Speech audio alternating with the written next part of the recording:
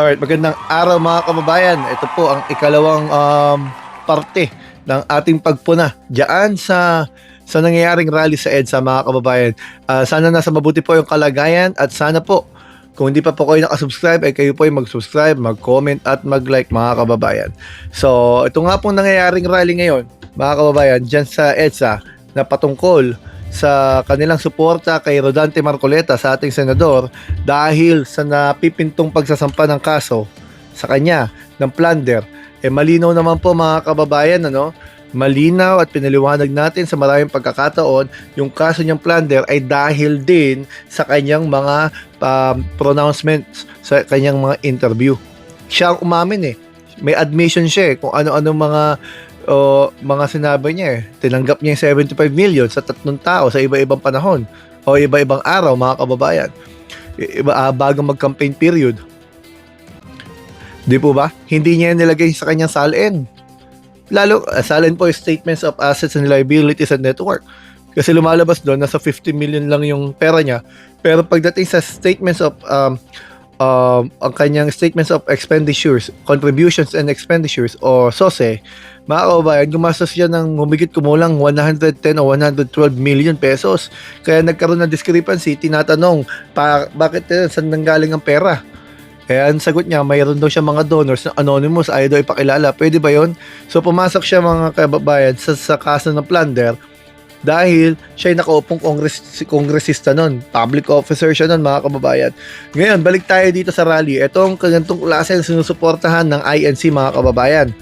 Yung ganyan tao na ayaw sumunod sa batas kung tutusin at pag kinasuhan dahil sa kanyang ginagawa, nagga-gaslight. Katulad na to.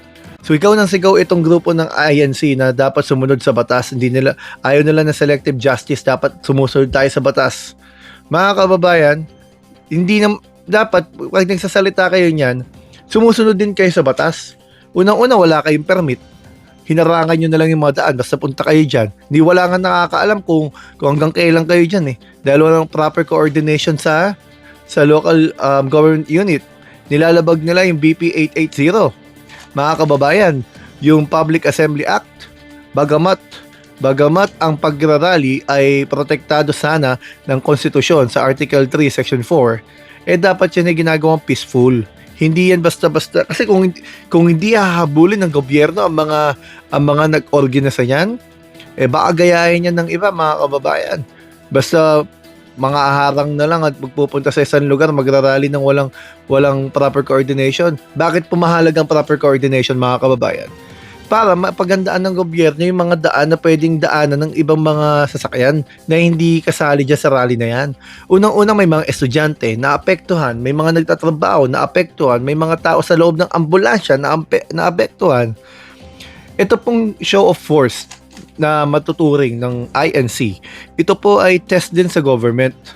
Kapag umatras ang gobyerno dyan, bumigay sila, naku po, dadaragin sila na, talagang lame duck na sila. Dadaragin sila ng kahit na sino. Dahil kahit sino pwede gumawa ng ganyang pangyayari at ma-absuelto lang. At yan ay posibleng sakyan ng iba't ibang mga politiko. Hindi tayo magugulat at hindi tayo magtataka mga kababayan kung yan ay magtatagal ng ilang araw para salubungin ang impeachment trial, baka mamaya nandiyan na rin sila Amy Marcos, sila Robin Padilla, sila Mike Defensor at kung sino-sino pang pwedeng sumakay dyan sa rally na yan mga kababayan. Dahil ang punto nila, ginigipit si Marcoleta. Mga kababayan, isipin po natin siya mismo ang nagsabi ng mga elemento ng kasong plunder na nagamit sa kanya. Kaya mabilis ang pagproseso ng kaso niya kasi merong admission talaga namang inamin niya na tumanggap siya malinaw naman sa Republic Act 7080 sa Anti-Plunder Law. Kahit gift yan, mga kababayan. Basta ikaw public officer, tinanggap mo, nakakatanggap ka ng pera at higit sa 50 million at sa pagkakataong ito 75 million yan yan may pananagutan ng plunder at dapat makulong ng reclusion perpetua dun nga sa to death Pero dahil wala naman tayong death penalty, reclusion perpetua mga kababayan. So ngayon, bakit po natin pinapaliwanag ito? Dahil ang taong bayan ay kailangan maging handa kasi maaaring sakyan ang pangyayari niya ng ilang mga grupo, ilang mga politiko na may interes. Bakit po ba sila ganyang kagigil, mga kababayan? Dahil syempre, siguro naiisip natin, mga kababayan, si Marcoleta ang pinakamataas na nasa posisyon ng miyembro ng INC. At lumalabas din yan sa ilang mga survey na pwedeng maging vice president ng kanilang sinusuportahang si Sara Duterte. So, baka against all odds na yan, mga kababayan. Kasi lumalabas dyan, although yung nakikita natin sa drone na nirally ngayon, hindi naman punong-puno yung EDSA, pero sapat para istorbohin yung mga nag-aanap buhay, yung mga nag-aaral, yung mga dumadaan na ambulansya. At talagang, gaya nga na sabi natin, walang permit, hindi sumusunod sa batas, nagkakagulo dyan, pero gustong-gusto nilang sigawin o ipagsigawan na dapat tayo mga kababayan nila sumusunod dapat sa batas. Hindi nga sila sumusunod mga kababayan. Yan ang mahirap no? May double standard. Lagi nila sinasabi para paktakpan daw yung flood control kaya ginigipit si Marcoleta. Si BBM nga nagpatawag ng investigasyon na yan 2018 pa lang nandiyan si Marcoleta sa Andaya. Sinasabi na nila 332 billion na corruption sa flood control sa DPWH. Noong 2020, mga kababayan, inamin ni Pangulong Digong Duterte na may korupsyon sa DPWH. Ang tanong, nasaan sila? Bakit di sila ganun kagigil na gumawa ng investigasyon? Bakit walang pinakulong sila Duterte? Ngayon, na may mga pinaiimbestigahan at tuloy-tuloy may mga pinapakulong, oo, naiinip ang iba kasi gusto nila lahat makulong na. Pero may due process at marami naman nakakulong naman talaga. Inamin na rin nila Diskaya. 2016, nagsimula yung mga yan. At lumalabas nga, pati ito si Alan Cayetano, may 2.6 billion flood control project noong 2022 at 1.1 billion halaga ng project ng flood control noong 2021, di umano. Yan po ay nandyan sa nila Diskaya. So itong mga to, kapag pinunan ngayon na may investigasyon, lumalabas, inaangkin nila, sila ang may gusto ng katotohanan ngayon. At ayaw nila pumayag kapag ang nag-imbestiga iba, hindi katotohanan yun, dapat yung kanila lang.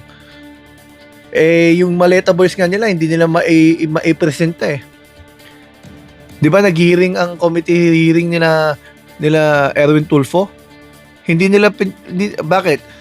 Bakit nila sinasabi na ayaw pagsalitain? Iniimbitan nga sila ayaw nila pumunta Bakit? Dahil hindi sila Marcoleta magtatanong. Kasi pag sila nagtanong, sila na rin magtatama ng sagot, mga kababayan.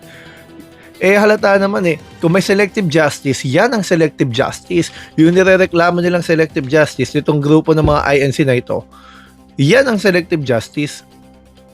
Isipin nyo, nag-rally kayo dahil sa isang tao, imbis ang rally ninyo ay para sa kapayapaan ng bansa, panagutin ng mga dapat managot.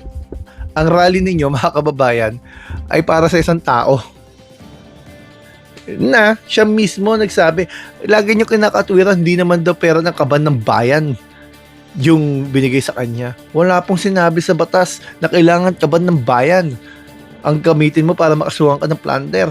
Malinaw sa Republic Act 7080 kung ano ang plunder. Yung kay Erap nga lang sa kanyang kaso noon, yung weteng money, hindi naman kaban ng bayan yan. Private fund. Pero bakit natuloy sa plunder? Kasi wala pong sinasabi ang plunder law na dapat nanggaling sa kaban ng bayan. Kaya hindi natin alam bakit nila ginugulo ang definisyon. Binabarahan nila yung yung katotohanan kung tutuusin mga kababayan. Kaya hindi tayo of course kumakagat sa ganyan. Dahil tayo ay hindi panatiko ng kahit na sino. Tayo mga kababayan ay para sa katotohanan. Kung malinaw na nag-a-admit si Marcoleta sa kasong plunder, dapat talaga imbestigahan yan. Hayaan natin ng korte. Di ba? Selective justice kasi kinasuhan. Siya lang ba kinasuhan? Ang dami-dami kinakasuhan. Kaso ang gusto nyong kasuhan, yung mga taong wala naman kayo nilabas na ebidensya. Puro lang kayo turo. Yan ang hirap mga kababayan. Talagang political lang yan. Gaya na sabi nila, pero binabalik natin sa kanila. Mga kababayan, masakit lang sa tenga, pero yun ang totoo. Ginugulo lang nila ang sistema.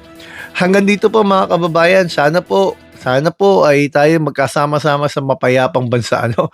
Kung hindi pa po kayo naka-subscribe, kayo po yung sana ay mag-subscribe, mag-comment at mag-like. Maraming po salamat mga kababayan.